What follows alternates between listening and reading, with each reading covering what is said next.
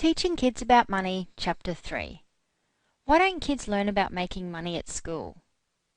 Parents often ask the question, how come we weren't taught all the good stuff about money when we went to school? And how come our kids aren't taught about money at school now? In fact, kids are taught about money at school. They're taught what it looks like, how to add it up, and how to work out percentages. And some kids, if they choose the right subjects as they grow older, can have the opportunity to learn how the government wants them to manage their money to meet legal and taxation requirements.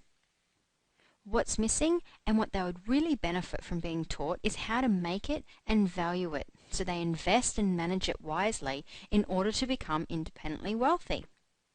The reality is that the vast majority of teachers are in the profession because they love to teach, help people, and are passionate about learning. They certainly don't do it for the money. Most of them are paid quite poorly when you consider the complexity and the responsibility within their roles as teachers of the most precious people on the planet, our children. Great teachers who are out to make a difference in children's lives rarely have an entrepreneurial mindset. Very few are likely to be able to model and teach how to become an entrepreneur, and also how to make money for you through investing in assets that generate an income. Most of them were never taught it themselves, and they don't have it on their radar as being important. They're more likely to teach what they modeled themselves, which is to study hard, go to college, and get a secure, well-paid job.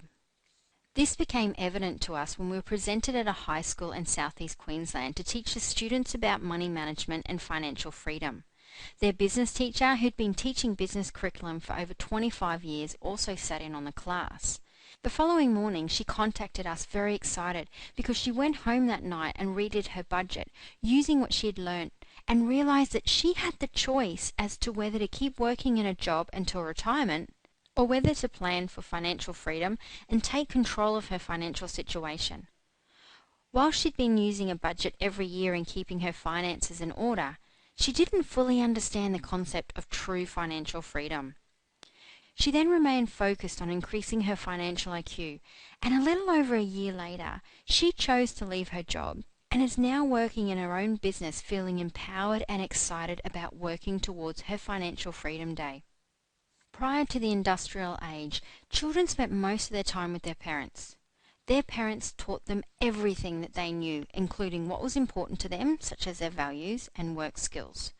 With the onset of the industrial age, children started spending more and more time at school and less time with their parents. The school curriculum primarily focused on teaching work skills to help children secure a job, and education about values was rarely in evidence. As consumerism took over and parents decided that they both needed to work to buy all of the things that they wanted, they spent even less time with their children to discuss values and day-to-day living skills such as money management. Parents are now expecting the education system to teach the real life skills. However, the classroom environment at most schools is very different to real-life situations where you work for and deal with money for real. It is virtually impossible for school teachers to make learning about money really meaningful for students when at best they can only use play money and simulated situations in the classroom. The one example where real money may be used in schools is in school banking.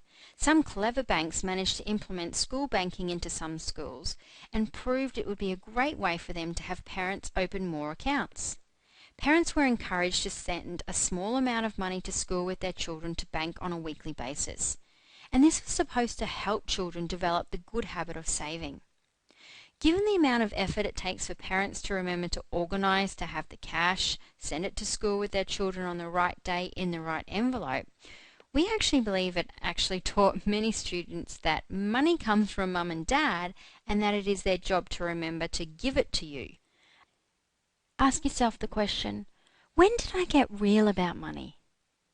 Most people answer that money only really affected them when they didn't have enough. One of the main pain points many people experience is when they discover that they don't have enough money to live away from home. The point where being cash poor severely limits the independence that they crave. Once they've experienced a painful enough event in their life, they decided to learn how to make money for themselves and to later work out how to increase the amount that they made. One guy we know had been working as an apprentice for several years, and he was asked to go out to dinner one night. When he checked how much money he had, he realized he would have had to go to his jar that he keeps his small change in to be able to buy the meal. He told us that it was at that point he decided that he would never put himself in the position of paying for a meal with small change ever again in his life. He got very determined to learn what he needed to know about money, both making it and managing it. And a few years later, he went into business for himself and he built up a very successful company. He then chose his financial freedom day well ahead of the pack, and he left the company as a multi-millionaire. For most people, once it became about real money and real purchases and real work and real independence, they really started to learn. The problem for many is that they only started to learn though, and once they had their mortgage and a steady job, they remained in an almost trance-like situation of going to work to pay the bills. They forgot to continue to learn more about money in order to keep improving their financial situation.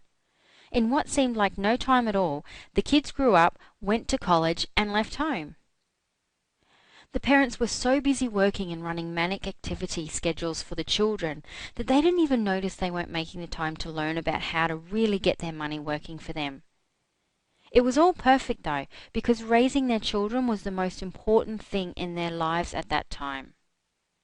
They just forgot to step back and realize that by spending some regular and dedicated time on learning about money, they could have saved a great deal of time in the long term and also earned them a great deal more money than just working their day jobs.